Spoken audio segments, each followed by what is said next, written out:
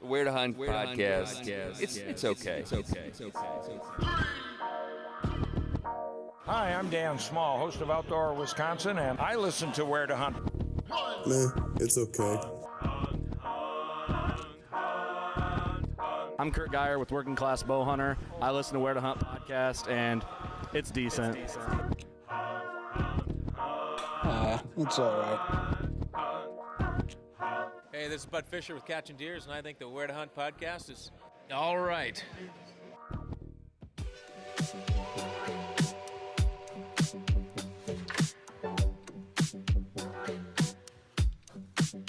Are you two fisting over there? Yeah, I can't help it. I got You got Puker Shore. jumping the gun to Oktoberfest because I want to feel like it's fall. It's not regular Puker Shore. It's Oktoberfest. And then I got this Mammoth Distilling whiskey, which is 112 proof. So there's like a little drop in there. Hey, what's up, everybody? Welcome to the Where to Hunt podcast, the podcast that connects public land hunting enthusiasts, aka also the okayest podcast in all of in the the Midwest. Yeah, look at that. You owe me a freaking Coke. We're coming at you from the Okayest Hunter Podcast studio. If you don't know what that means, or you know what the hell we're talking about, that's fine.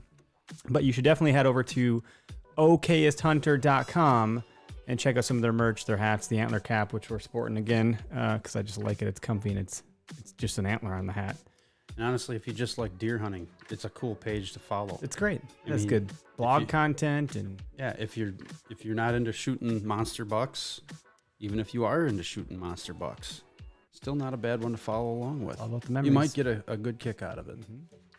Code W2H Podcast will save you 10% on your purchase, your final order, whatever it is you put in the shopping cart. We got a couple others here. Before I roll the Backwoods Grind ad, you can enter in code W2H Podcast. W2H Podcast? W2H Podcast for 10% off. Good Lord. Let's do it. Whether you're at work, in a tree stand, or simply waking up, it's important to be alert, and there's no better way to get there than with Backwoods Grind Coffee. Ground fresh for every order, delivered straight to your door. Backwoods Grind Coffee. Take a look at your feet. Are you wearing Gum Leaf USA boots? If you said no, you gotta reevaluate some things. Each pair is handmade and tested to take over 1 million flexes. These boots will take just about anything you can throw at them. Use promo code W2H2020 for 10% off your final purchase at gumleafusa.com. So the guy that did those commercials, Mm-hmm. it's his birthday today. It is. Big 2-1. Oh Bet boy. you he's trashed already. Look out, world. He's having a good time. I bet he's going bar to bar using that voice. I don't know what he's doing, but every time someone plays it, they're like, I can't believe that's you. So I think that's pretty great. He did a good job with all that. Yeah, he did. You want to do some Vector Custom Shop? Sure. If you're looking for a set of arrows built to your specs, look no further than Vector Custom Shop. Head on over to vectorcustomshop.com. Check out what they've got to offer. They'll build you a test pack of 2 arrows, pretty much however you want it. If you want them different weights, different spines, they'll build them up and send them out to you. You can test shoot them, see what you like best, and then you can go back to vectorcustomshop.com and you can order a half dozen or a dozen. And when you do that, you go to checkout, enter code WHERE2HUNT, and that'll save you 10% off your purchase. Which is good. Yeah. Save some money. Save a little money. Save every bit you can. Someone just told me last week that they used the discount code for Backwoods Grind. And prayers to those guys, by the way, because their dad, one of the founders, is in the hospital. Is it Jonathan's Mhm. dad? Yeah. With the Rona, and it has been going great, although it seems like it's No, it seemed like it was going okay at first. 2 and steps then forward, 1 step back kind Yeah. of scenario. And we have a family friend that has had that issue, and they're looking at a lung transplant now. Jeez. Because it was back and forth. It was going better, and then it went right downhill. So prayers to those people who are fighting with that. Yep. Happy to support them. They're still getting coffee out, though. They got a good team around them, and it sounds like their dad is asking every day, "Do we sell any coffee today? That's awesome. How many bags went out?" So he's still with it. He's doing good. but he loves the business, from what I understand, which is cool. Who we got today? Oh, we got Zebadiah Woiak. Did I mess it up? He said kayak, but with a W. Zebadiah, did I get it right? You got to unmute. Yeah, it. you're good. You nailed it. Nailed it. I usually butcher it. So, oh man. Anyway, hey man, welcome to the OKS podcast in the Midwest. We want to say hi to some folks in the comments too. Matt Galbrecht, what up? Levi, hello. How are you, Levi? Art, welcome to the show. I haven't seen you on here before. And Zebadiah, you and I did what did we do? A shot of the week like a couple months ago. Oh yeah. Yep.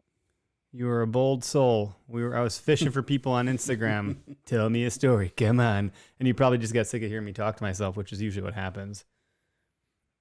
Well, I think you caught me like probably 8 highlights deep, so I was like, I'll do it. I remember your wife showed up on camera for like 2 seconds. She's like, what the hell are you doing? You're like, I'm just talking to this podcast guy. That was great. I do that to my wife all the time. She's like, Yeah. you're always live. God dang it. Your wife's probably just like mine, where she'll roll her eyes and go, "Oh, it's just a bunch of deer dorks talking deer hunting again." Pretty much. But your wife's a killer. Didn't she kill like a lot of the deer in the wall that you were showing us? She's done pretty good. She's got her first buck was a 6 with no brows. She's got a really nice 10-pointer down here. She shot what was it, 3 years ago? She went a year without killing one. Then she shot a 8-pointer last year or the year before. Yeah, she's a killer. That's cool, man. She's a way better shot than I am, I'll tell you that. Yeah, you're sitting there bragging about her, and then you're like, oh, hey, what are you doing down here? She's like, what the hell are you doing on the phone? Is that Jake from State Farm? What are you wearing? What are you wearing, Jake? I'm actually wearing khakis, so how about that? Not to be too weird, but dude, tell us a little bit about yourself. Where are you from? What do you like to hunt? What do you like to use? Are you public, private? Give us a lowdown. Sure. I grew up in central Wisconsin, Nakusa, Wisconsin. It's like Wisconsin Rapids area. Yep. My family has always been like a big outdoors family. Got an identical twin brother, so that was cool.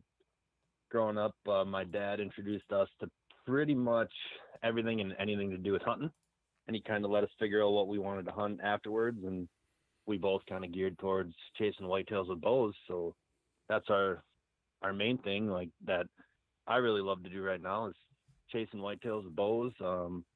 All public land for the most part. Every once in a while, I got to hunt some private. Up north Wisconsin, central Wisconsin. After grad school, I moved out to Pennsylvania. I got to hunt in Pennsylvania for probably like almost a year, and now I'm in western Wisconsin by the Cross, chasing whitetails in a pretty target-rich environment. Definitely, the driftless area is loaded with deer. Yep, and I guess my favorite weapon, of course, is the bow. Yeah, what are you shooting? I'm not a gearhead. I don't know why I asked that question. I shoot an Elite. This is like their 2016 flagship bow, whatever that was. I think it's a Synergy. Cool. Yeah, I like it. It shoots pretty straight. Is it single cam or dual cam, or what is? It's a dual cam. It's got some power, got some speed. Yeah, I threw some 80-pound limbs on it, so it throws them pretty good. Yeah, Greg and I were just shooting in the yard here before we got on, and we're both shooting the Vector arrows, so they're packing a punch, but he's got a little bit more weight behind his bow. I got a single cam Bear Empire. What are you shooting, Greg? That's a Matthews Halon 32. How many pounds are you pulling back? I'm pulling 70 pounds back on that one. I think I'm at 60 on mine, 65 maybe. Don't matter. But in any event, your arrows are punching through a little bit further than mine. Well, I'm shooting a lot heavier arrow too. Yeah. I jumped on the fairy dust too. I knew. Yeah, I jumped on the heavy arrow bandwagon just to try it out once and see how I like it. And there isn't too many targets that can hold those arrows back. It's a good thing we put that hunk of fence up, right? Yeah, we would have. I mean, it wouldn't have gotten too much further, but Yeah. dig them out of the pine tree. So La Crosse, is that, so we hunt Grant County for a gun. La Crosse, how far is that from Grant County? I think that's south of here. I don't know, probably in 2 counties, 2 or 3 hour or counties. so, Is it? a couple Yeah. counties. Yeah, it's a couple counties south, because you're north of the river there. You got the lemon wire that runs through there, and probably a few other ones, but yeah, where you're at, you're probably half hour, 45 minutes. It's pretty terrain out there. Bluff country, It's all driftless. beautiful. We talked about it's nice. So what's your, like, you started hunting young. It's cool that you got a twin brother. I didn't realize that. The topic for today that we're trying to unpack is kind of going from hunting whatever to switching gears to hunting mature whitetails. And you know, you had mentioned, you know, before we hit the record button that you know shoot whatever walks in front of you, which is great. You know, obviously we're up in the okayest hunter, so that's our mantra here.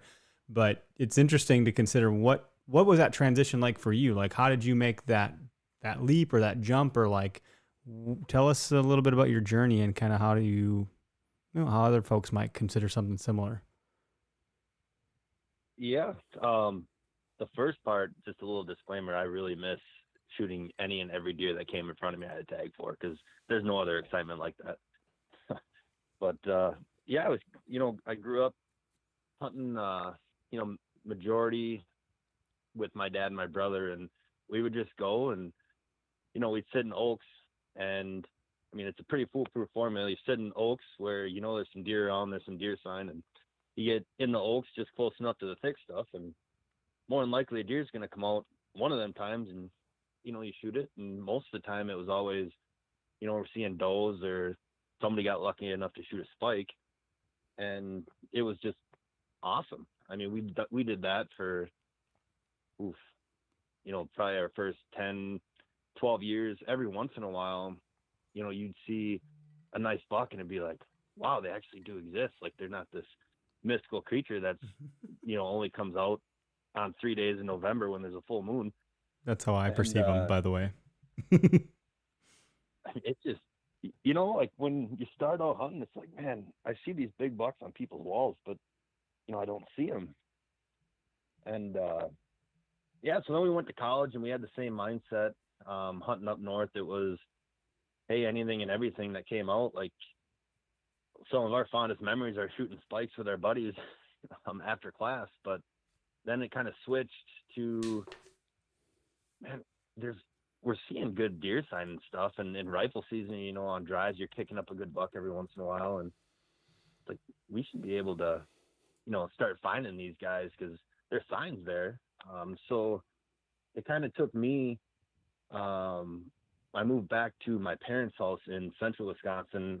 I went to grad school at Stevens Point, and I got on this property. It was like 50 acres, and there was some really good deer on it. So it's like, oh, I'm going to sit and I'm going to wait for a nice one. So I started waiting, and I actually had a couple encounters with some nice bucks, and it's like, all right, I guess, you know, something's happening where I must have done something, and I didn't really know what I was doing, but there was a rub line, and I sat on the rub line, and of course I blew the shot because it busted me drawn, because I was just, you know, for lack of better terms, peeing all over myself trying to shoot a nice buck for the first time.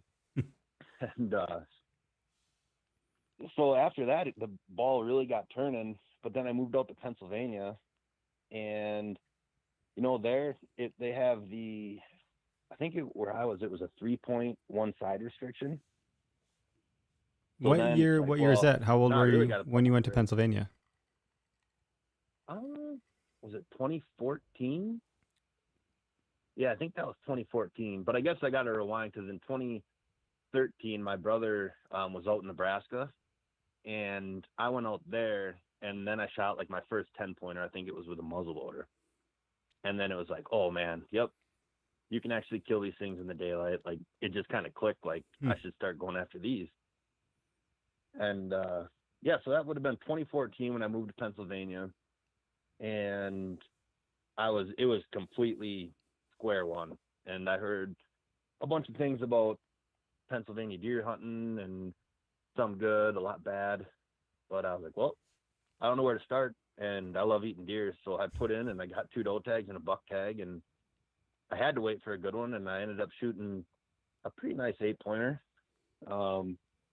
And then it must have been, so that kind of started. I had 2 what I would prefer or call like nice rack bucks is my name. I was like, man, I want to keep this rolling. Then I got a job back in Western Wisconsin where I'm at right now in La Crosse.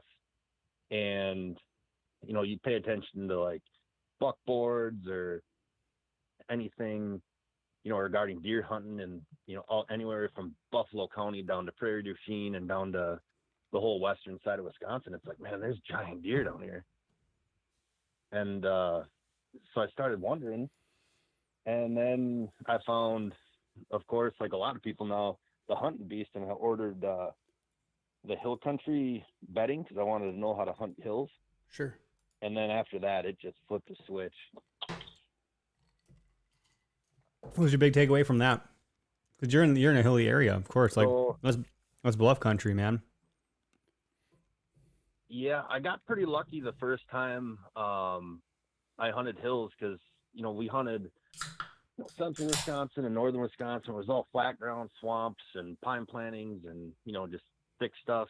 And then, you know, my first, you know, when I started hunting the hills, it's like, how can there be big bucks here? Like, I can see through most of these woods like a decent ways. And then you start talking to people, it's the topography. Well, the deer can get big because they can hide from people. And it's like, oh. Then I watch hill country, and it's like bucks bed up high for the most part. They've got the wind pretty much coming from 360 at the military crest. And yeah, they're pretty much sitting there in their watchtowers, and they can see you coming or smell you, and they're gone. So that was kind of my big takeaway. And then the first time I tried it, I actually saw the buck that I think the picture that came with this podcast today. Yeah, I just grabbed shit. Sorry, and I'll use the other one for the once the episode's done. But I mean, that was a great looking buck.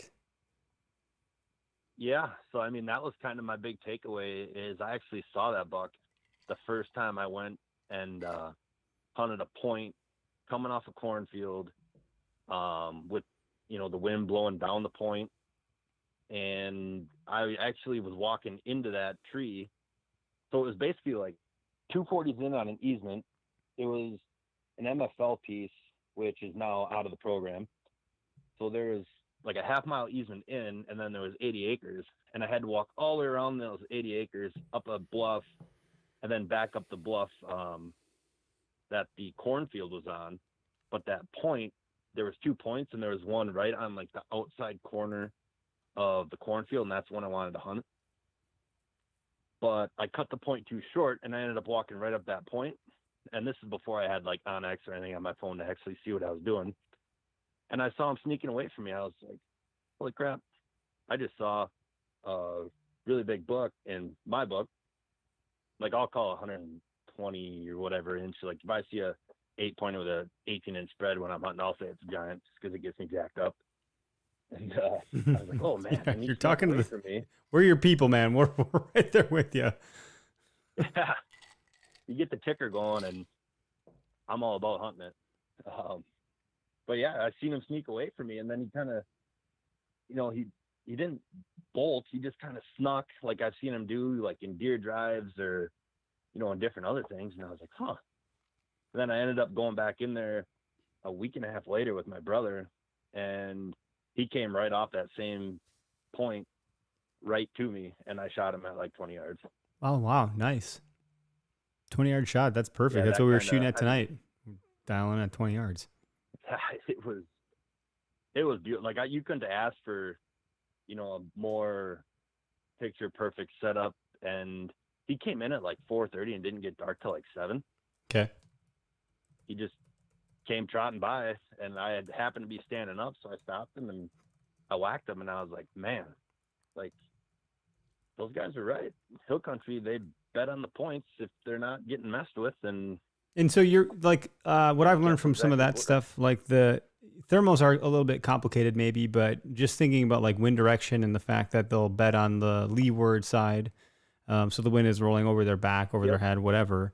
Once you start to realize that and think about that, it is a bit of a game changer. If you haven't been introduced to that thought process before, it makes sense once you start to think about it. You're like, well, yeah, well, no shit, that's what they're going to do. But if you didn't consider that before and you weren't trying to play the wind, you're just kind of like out there, like it's like ice fishing without a Vexler, a Markham, whatever it is you use. Now you're speaking my language. Right? Now you're like, you're just fishing blind. You're just drilling holes, hoping that, you understand the lake, you're off the shore, there's a drop off here, but, without marking them, you don't really know the hell you're dealing with. Do they like the bait? Do they not? And when you think about deer hunting, the more you learn and add to your arsenal, like thermals, wind direction, leeward versus not, where they're bedding based on food. I just heard something from the hunting public a couple weeks ago. They talk about looking at a topo and looking at Google Maps or whatever, and like it should look colorful. It should be like when you go to a salad bar, you're not just going to eat a bunch of freaking lettuce. You're going to eat sunflower seeds and olives and croutons and whatever you're going to put on your salad. That's what the deer wants. If it looks colorful, you're in an area where there's a lot of variation in what they're going to eat. But then you start to add that into the wind, and it's like, oh my God, this is like, it's like a black hole. It never ends. It'll make your head spin. But whatever. I'm taking the stage here. It's cool that you learned something and you put it to use and applied it, and then you got it done. I mean, what a great feeling. Your brain must have been freaking dropping a bunch of dopamine going, you did it, fucker. Like, you figured it out. Oh, man. It was insane to actually, I saw that buck a week and a half earlier, and then to go back there and have him do, the exact same thing. It was such a learning curve, or like a learning experience for me on just how big bucks act, I mean, it kind of comes back to the point where, you hear a lot of people, like from the hunting beast and, Dan Infalt talk about, that buck's going to sit there because he can get away from you and he knows that's the best spot. I mean, that kind of solidified that in my mind where, that buck got away from me and he got out of there safe. And I don't know if he smelt me or just seen me or what, but he went right back in there. I don't know how many days it took him or if it even took him a day. And he was doing that same thing because he felt safe. Right. And that's it too. And gosh, I mean, even thinking like I'm learning about busting bucks and how that's actually not the end of the world. I mean, that the spot that we're in worked for him. Greg just took a sip of whiskey. Oh yeah. How'd that taste there, Greg? It's definitely a sipper. Breathe some freaking fire. We're over here popping corks and pouring that'll put a lead in your pencil. That's from. That's all right. I got some High Life sitting in front of me. Oh man, that's my other beer of choice.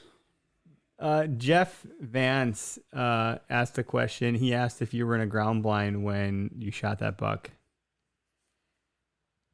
Nope. I was in a climber.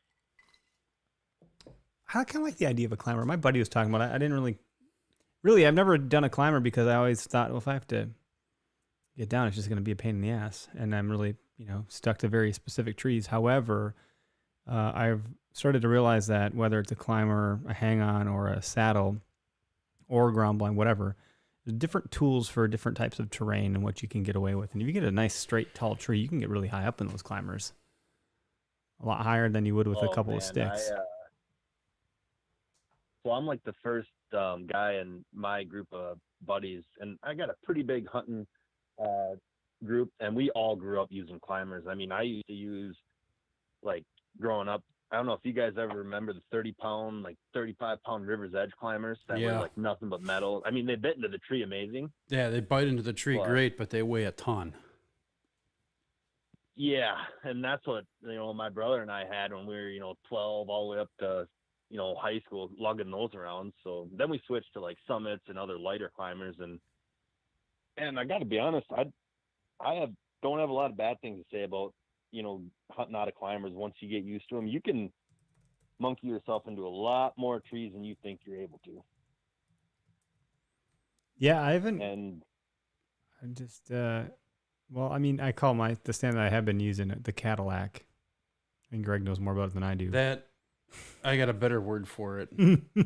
POS. That thing is not a Cadillac. Or like Geo Metro. Oh, now I got to hear more about it. It's my dad's hand-me-down. It's like It's he's an pretty old proud of it. You know, Once upon a time, API made a fairly decent stand. They were a popular stand. In fact, I had the larger version of it until I lost the T-screw in the North Woods someplace in a tamarack swamp. But it's one of the old API grandstands. So they made the Grand, the Baby Grand. The Baby Grand was actually... but there's just a ton of elbow room in that thing. You can stand up and you feel safe There's and elbow comfortable. room when you trim the freaking limbs off the tree, you clown. But there's like so much space. There's so much room for activities. Such an ass clown. Yeah, room for Karate in your activity. stand. Yeah, he was doing karate in his stand. Yeah. You got to do the squats in there, you know, separate the boys from the legs every now and again. Wowza. What you got to do. The flimsy, I could steal Kevin Vistason's name for it, the flimsy flyer, because that's exactly what that thing is. But it's a beast to have on your back. It's like you're walking around with a big freaking square. You feel like the opposite of a ninja in the woods. And you're a sumo wrestler in the woods is what you are. Big fucking robot, you know. Clank, tank, chank, every branch is hitting it and they're ducking through thick shit. Wonder like, why the hell did I bring this damn thing? I'm just on the ground anyways, you know. Yeah, archaic beginning stuff. I mean, my first tree stand that I bought was a secondhand lock-on with the plastic or composite platform with the carpet on it that the squirrels peeled off and made a nest out of. But I'm just now getting out of like some of the hand-me-down stuff. You're getting some of my hand-me-down stuff, like my Alpha and my. That's like some newfangled stuff. That's real newfangled stuff. Ooh. Japers. Feels like I'm in the 21st century now here. But I mean, that's the okayest hunter mantra right there. You gotta make it work, right? Use what you got. Well, it doesn't take gear to kill deer. You just gotta go out there and, I mean, look what people used to kill deer with. Not to talk all like back in the day, but man. It's true though. You just gotta apply it. You gotta go out and try. Go out and work for it.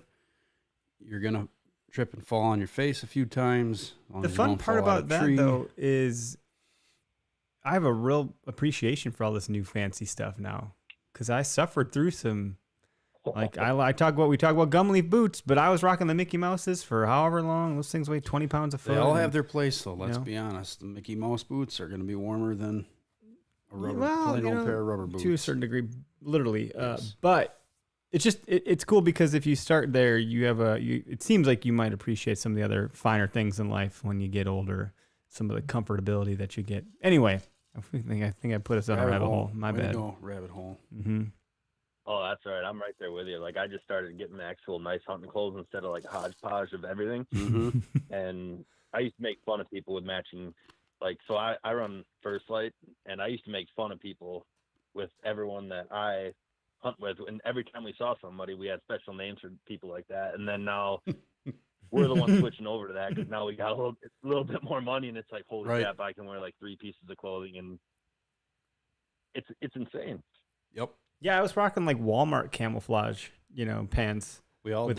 With a shoelace for the belt. It's our humble beginnings. We had to start from somewhere, whether it was hand-me-down stuff from the neighbor or an uncle or dad or whoever. Yep. We all had the Farm and Fleet Walmart stuff. It's an expensive hobby to get into. Yeah. You just can't go and drop money on everything you'll need out of the gate. We're totally switching topics now because, holy shit, you got to buy camo blaze, boots, socks, underlayers, warming layers, wicking layers, the bow, the arrows, you don't necessarily need to buy all blaze. If you abide by the 50% rule, you can wear the good First Light stuff. That's true. Then wear a vest, wear a hat, wear, gloves, whatever that are out of blaze.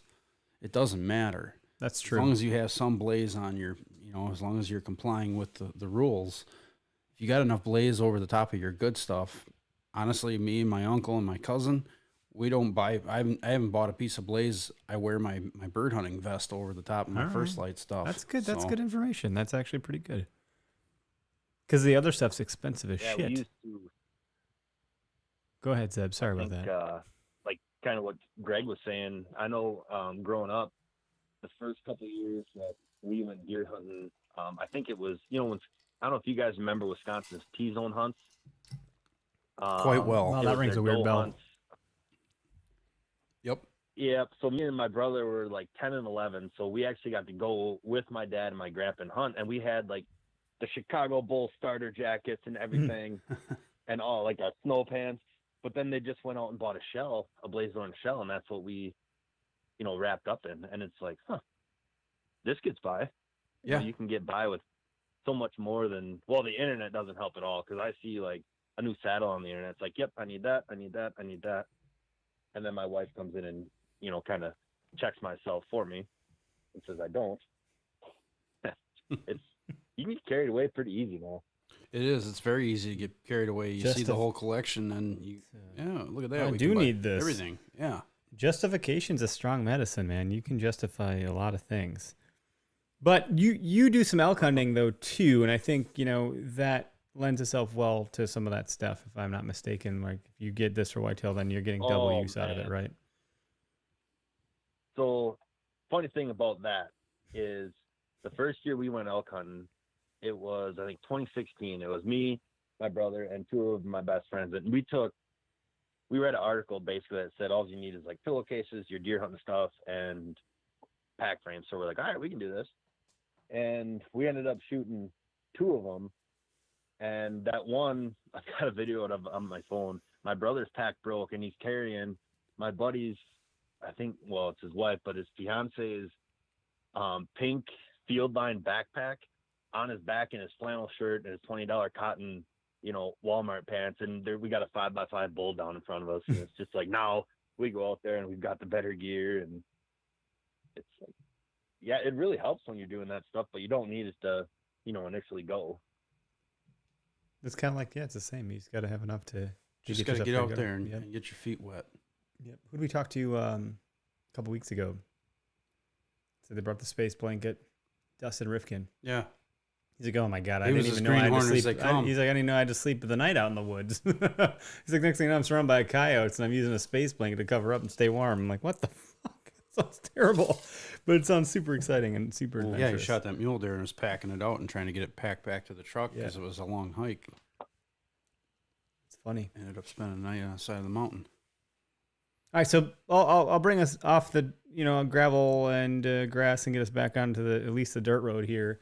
For hunting mature whitetails, it sounds like you tuned into some education. You got some information from Infault for hill country where you're at. You put it to use and you got it done with a muzzleloader, and then again you sealed the deal with a bow. Is that right? Did I get it right?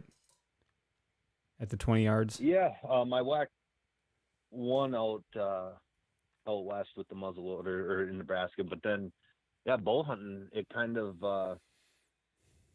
shooting that one coming out of its bed or bedding area, that kind of clicked everything for me. And so I started really diving into it, whether it be in swamps or hills or anything where I thought a big buck was living. And it actually, like, once I started putting things together, the more I started to see like good deer. It's like, why are they doing this? Why are they doing that? I remember when I was just going out and, hunting any deer, I didn't really ask the questions like, why? Why are they doing this? Why are they doing that? And then now it's like, I'm actually looking for buck sign versus deer sign. And that was a big thing that kind of got me on a lot more nice bucks. It's kind of like taking that, I don't know what you call it, that big view, and then getting down in that minute view, like in this funnel, there's a strip of brush that's coming through there, making it a transition. Well, instead of sitting 80 yards over here, I'm going to sit next to that because if a buck comes through cruising, he's probably going to be over here, relating to cover or, just trying to pay attention to more buck sign than anything and figuring out what it actually meant and where they're going. So really it's just it's a mindset shift too.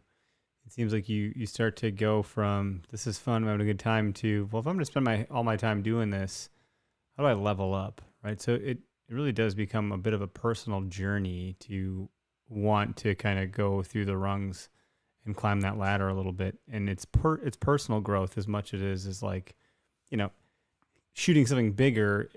It's not necessarily trophy hunting, but it's proving that you can learn and evolve and expand your horizons.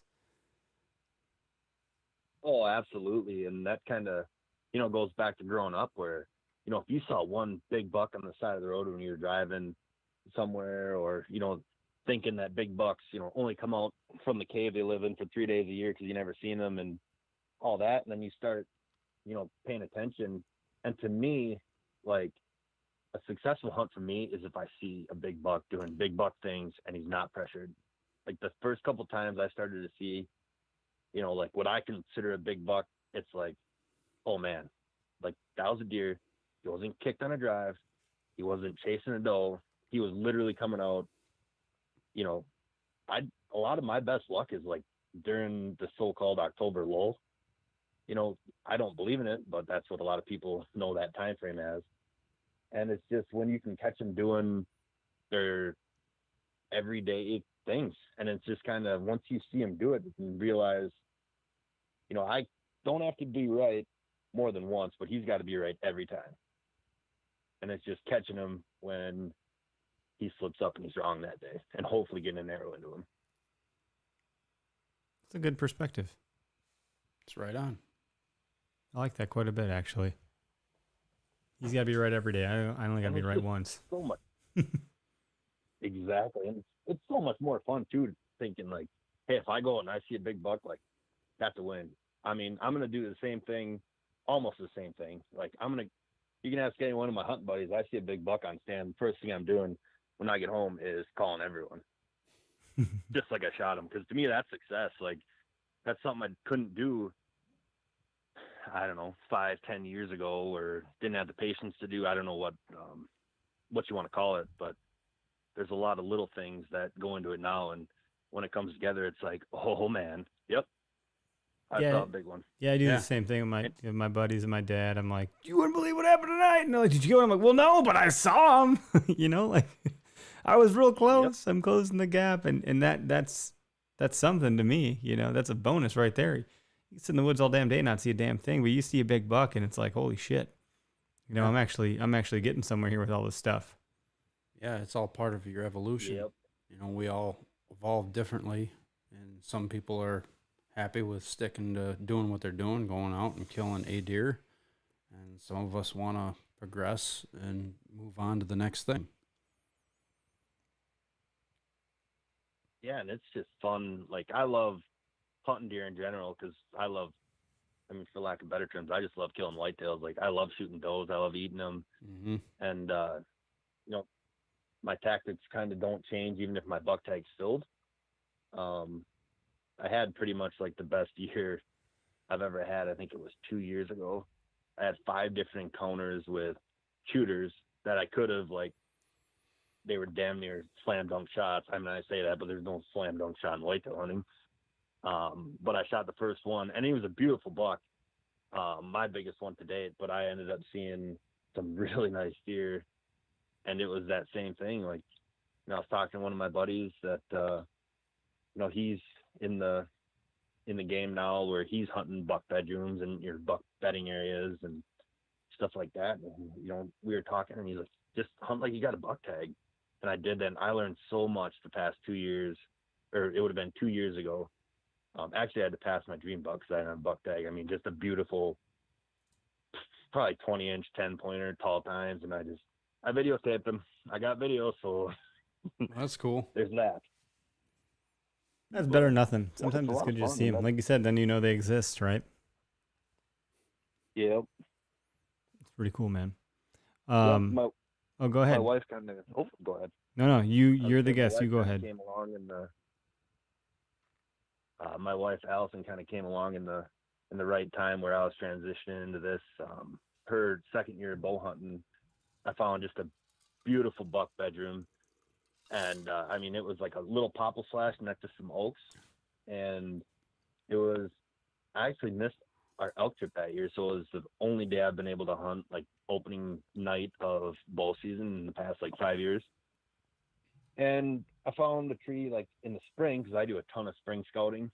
The cool term nowadays is boots on the ground. So all that. And I took her in there, and there was a rub right next to where I parked the truck pointing towards that popple bedroom, and I was like, we might have a chance at killing this deer. So I told her, she's going to be like 60 yards away, but the oaks, we've got the tree cover and everything. And I told her, if you break a branch, like, you need to stop, take your time, because, she was hunting in the climber at the time. And long story short, right before dark, this 10-pointer came out and she whacked it. And I was like, huh. All right, well, I'm counting that as a win. Yeah, no kidding. Right off Shit. the parking So it lot, was, real close. It's an overlooked spot. Yeah, it was probably about 200 yards from where we parked the truck. Still, that's not a bad walk. It just, oh no, it was, and there's a lot of like different tactics that I have now, and it was actually like pretty close to a road, but like on public land when I'm hunting, even if I'm hunting like 75 yards off the road, I'll park half a mile to a mile and I'll walk down the road or somewhere else. Cause you guys have been sitting in a tree stand. You can hear a truck on gravel or even on pavement for a long time. Mm-hmm. You can even hear somebody pedaling their bike down a gravel path for a long ways. It's amazing. Oh yeah. Yeah. And my thought process, from going from any deer to big deer has really started to think about all that stuff. Like trying not to mess up and step on branches and worried about where my wind's going when I'm walking in versus like, and when I'm walking out or looking at the weather conditions. And public's a little different for me as far as like the game plan with like because, a lot of people talk about those overlook spots. Sure. And a lot. So you guys can stop me if I'm just rambling too. No, keep going. You're onto something. Keep pouring more fuel on the So, fire here. There's a couple things that, nowadays when I get to a public spot, especially down here where there's a lot of pressure in like the hills and stuff, come rut, as soon as I get out of the truck, I think, man, everyone's hunting, the term nowadays is beast style, hunting buck bedrooms. And I was like, oh man, so everyone here is hunting the exact same areas that I want to go. When, the reality is the internet makes it seem like everyone's doing it, but not everybody is. And I try to be the first one in to any bedding area that I know of before the end of October. So my thought on that is with public land, if somebody's going to F it up, it's going to be me going in there and F it up when I think I have a chance of shooting a deer coming out of there. Because I cast like a pretty large net on all the public. Like you could probably draw like a circle that encompasses about an hour and a half around my house. Like I'll check out anything and everything that looks good. And then I'll think about it. Like, I'll look at the wind, look how I think the conditions are.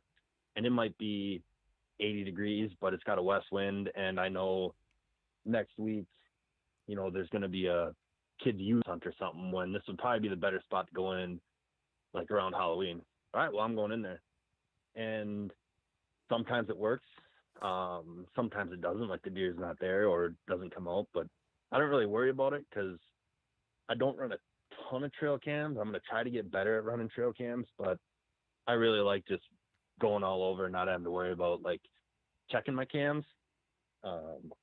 That being said, I got my cell cam this year for the first time, so that should make it easier.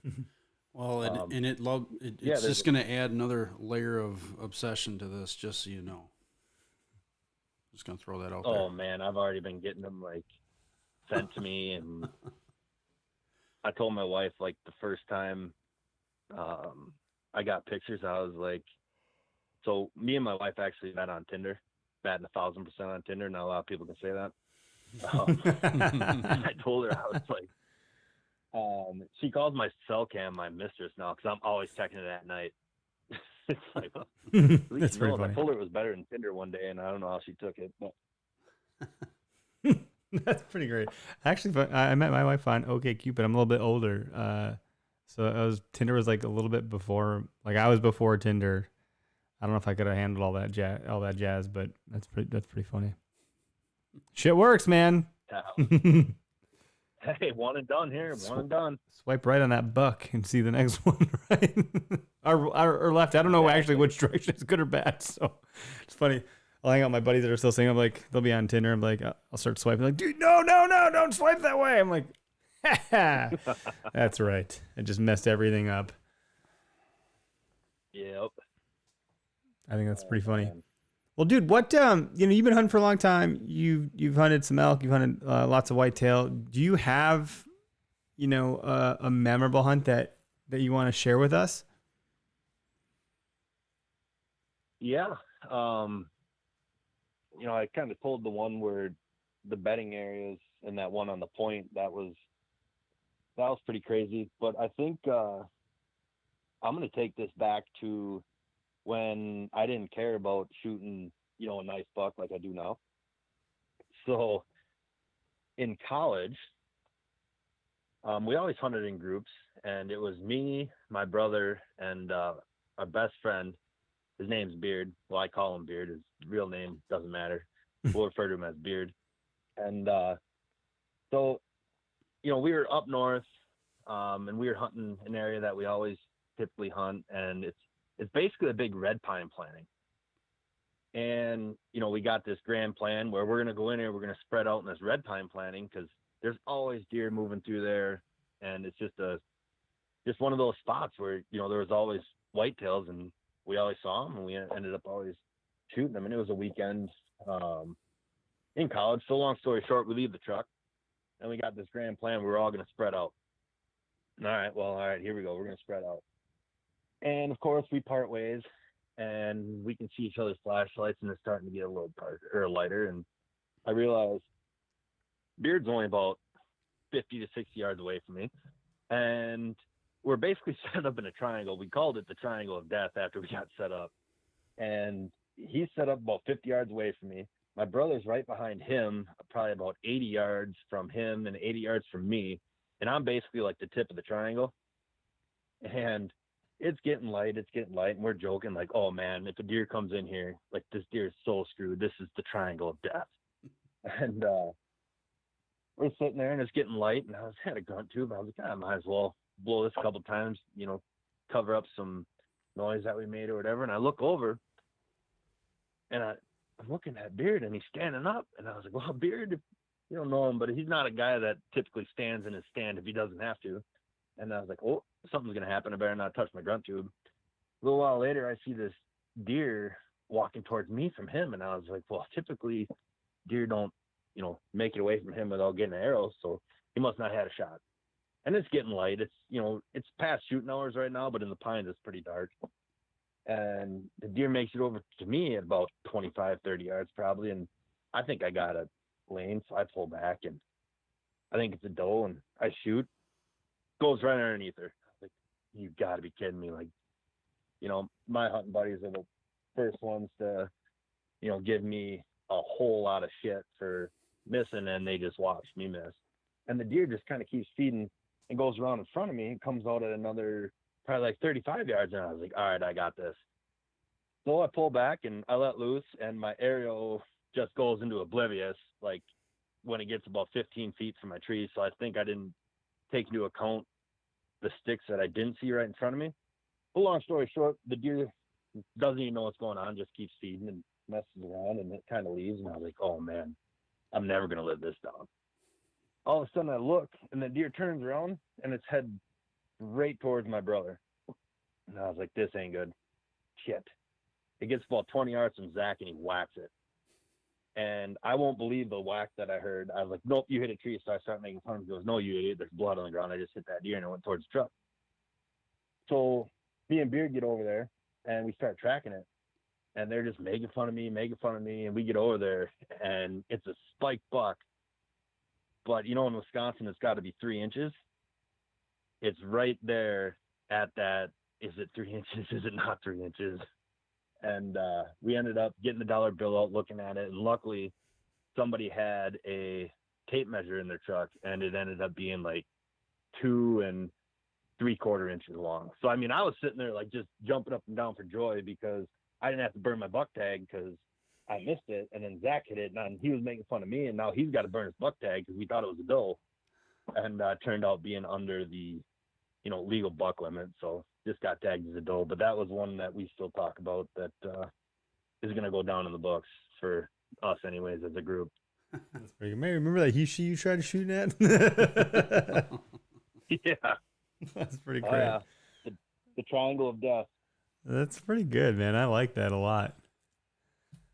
You get so excited that things are going to work out the way that, you think they're going to. And when you got your buddies on your side, you're like, oh, yeah, this is foolproof. And it was. You guys killed a deer. Like, it was a triangle of death. It really was. Man, confidence is 99% of deer hunting. I don't care what anybody says. When That's I go true. deer hunting, I don't care who's around me. If I'm leaving, I'm like, I'm going to go kill a giant. Say it every time. Nice. Does it happen every time? Absolutely not. But it's just fun for me to, kind of get jacked up about it. It helps to build your confidence for the moment of truth anyway. Or you just psyched yourself out and totally brainwashed yourself. Yeah, what's Waterboy say? Visualize an attack? Something like that. I did that before and ended up shooting like a 1.5-year-old 8-pointer, and I thought it was like the biggest buck in the country because I told myself a spike had just came by me, and I was like, "Yep, the big one's coming, the big one's coming." And as soon as I saw a little bit of rack, I didn't even look anymore, and I just shot it, and I got over to it, and I had already called like my wife, like, "I just shot the biggest buck," and I get home. She's like, "Did you find this one on the road?" I was like, "Nope, this is him, and I stand by my decision." Stand by what I said, damn it. Yeah. At the end of the day, man, that's what it's about. If it gets your ticker going, you shouldn't be disappointed. No, and that's just it. That's how it works, man. It was my buddy Jared down in Arkansas say, he says, whatever gets your pee hot, Yeah. Yeah, absolutely. He's got a lot of funny sayings. Me and my brother talk about it all the time. It's one of those things like, man, I wish I could walk into the woods and not care about, what kind of deer I want to shoot anymore. Like, and I'm not saying that in a bad way, but like, I want to shoot a nice buck every year now. Well, trail cams kind of and if I just saw, I was gonna say trail cams may have goofed that up a little bit, because now you're expecting to see what you've seen on the trail cam, and if you don't, you're kind of like, well, I want to hold off for that big one that I saw on the camera, and so maybe there's a little bit of disappointment baked into every sighting that you have. And before all of that ever existed, you never knew what the hell was coming your way. You had no clue. Oh man! And you had to make a different type of judgment and decision. Yep. No, you hit it right on the head there. Like that's so much fun to do that too. Like that's what I love elk hunting so much. Like when we go out there, we get tags that you can shoot a cow, calf, or bull, and as soon as I see an elk coming at my way, I start getting elk fever because I know I'm going to try to send an arrow at it.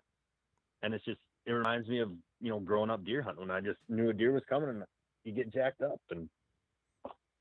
Yeah, that's cool. That I didn't even consider that maybe, we're not putting trail cams out in friggin' Wyoming or Colorado or anywhere. Like, no, we're going to go and we're going to be like, we see something, we're shooting it. Yeah, we're getting an elk. That's meat for like a year, we or want two. A elk. That's what we're out there for. We're not trophy elk hunters. Talk to my buddy Joel, and he's like, dude, I'll shoot a cow, I'll shoot a bull, I'll shoot whatever. Like, that's meat. Yep. That's a lot of meat, We split that between the two of us. We're good to go for the next year at least. Absolutely. Man, that's what we do when we go out. We, if you shoot one, we split it between all 4 guys, and it's like, man, people tell me like they were in cows and stuff, and they passed. It's like, have you ever ate elk? Because if you've ever eaten elk, I don't know how in the world you could ever pass one. How are you passing like, that? I just don't get it. Because the quality of meat is superb. I want elk burgers so bad. I've had elk burgers. I've had elk steaks. I've had an elk roast.